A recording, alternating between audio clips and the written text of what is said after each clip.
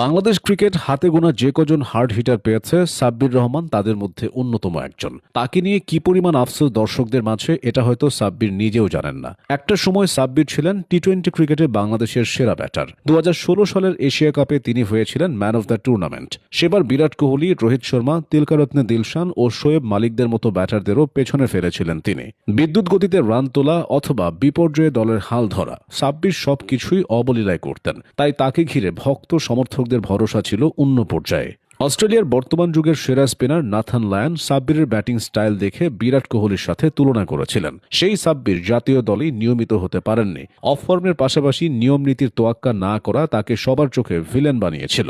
এই যেন তুখোর প্রতিভার ভীষণ অপচয়। অবস্থা এমন হয়েছিল যে সাব্বির ঘুরে ঘুরে খ্যাপ খেলেছেন। প্রতিভাবান হলেও তার মাঝে সিরিয়াসনেসের অভাব দেখেছে সবাই, যে কারণে জাতীয় দলে বারবার সুযোগ পেয়েও সেসব হেলায় হারিয়েছেন। তবে সব সম্ভাবনা এখনো ফুরিয়ে যায়নি। 2025 বিপিএলে সাব্বির ঢাকা ক্যাপিটালসের হয়ে দুর্দান্ত খেলেও জাতীয় দলে ঢুকতে ব্যর্থ হন।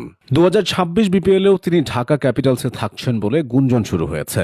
ব্যাট বয় তকমা লেগে থাকলেও সাব্বিরকে নিয়ে দর্শকদের মাঝে অনেক আবেগ আছে কিছু স্মৃতি। নিদাহাস ট্রফির ফাইনালে 77, এশিয়া কাপে শ্রীলঙ্কার বিপক্ষে 80 কিংবা পাকিস্তানের বিপক্ষে ম্যাচ জেতানো 50-তে সাব্বির আছেন। পরিসংখ্যানের খাতায় তিনি আহামরি কোনো ব্যাটার নন। 11টা টেস্টে 24 গড়ে 481 রান, 66টা ওয়ানডেতে 25 গড়ে 1333 রান কিংবা 48টা টি-20তে 23 গড়ে 977 রান। সংখ্যাগুলোতে প্রমাণিত হয় তিনি গড়পড়তা ধরনের ক্রিকেটার। তবে সেরা ছন্দের সাব্বির যে ছিলেন জাত ম্যাচ উইনার, সেটা এই পরিসংখ্যান বলবে না। যারা 2015-16তে তার ব্যাটিং দেখেছে তারাই কেবল এর চাক্ষুষ সাক্ষী। সাব্বির রহমান রাজশাহীর ছেলে। শহীদ আফ্রিদির রেকর্ড গড়া 37 বলের শতক দেখে ক্রিকেটকে ভালোবেসেছিলেন জীবনের শুরুতেই। ক্রিকেট খেলা শুরুও তখন থেকেই। ক্লাস 7-এ পড়াকালীন রাজশাহী মডেল স্কুলের কাকলি মাঠের এক ম্যাচে ব্যাটিং করতে নেমে তিনি নজরে পড়েন রশিদ নামের এক স্থানীয় কোচের। সাব্বিরের ব্যাটিং তাকে এতটাই মুগ্ধ করেছিল যে পরদিনই তিনি তাকে নিজের ক্লাবে ডেকে নেন। রশিদ যে হিরে চিনতে ভুল করেননি তার প্রমাণ মেলে বছরখানেক পর।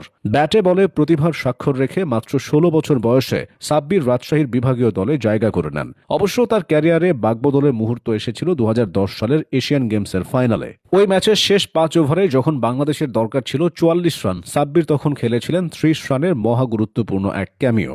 দলের জয়ের সঙ্গে সঙ্গে তাকে নিয়েও তখন ক্রিকেট পাড়ায় শুরু হয়েছিল আলোচনা। তবে আলোচনা থমকে যেতেও সময় লাগেনি। 4 দিনের ম্যাচ ও লিস্ট এ ক্রিকেটে নিজের প্রতিভার প্রমাণ দিতে ব্যর্থ হচ্ছিলেন সাব্বির। অবশ্য যে টি-20 ক্রিকেট তাকে আলোচনায় এনেছিল সেখানে তিনি আলো ছড়াচ্ছিলেন। বিপিএল এর দ্বিতীয় আসরে 145 স্ট্রাইক রেটে রান তুলে জায়গা করে নিয়েছিলেন 2014 টি-20 বিশ্বকাপের বাংলাদেশ দলে। শুরুর ম্যাচগুলোতে নিজেকে চেনানোর সুযোগ পাননি তেমন। তবে ধুমধুমার ব্যাটিং আর ক্ষিপ্রগতির ফিল্ডিংয়ে যতটুকু চিনিয়েছিলেন ওয়ানডে দলে জায়গা করে নেওয়ার জন্য সেটাই হয়েছে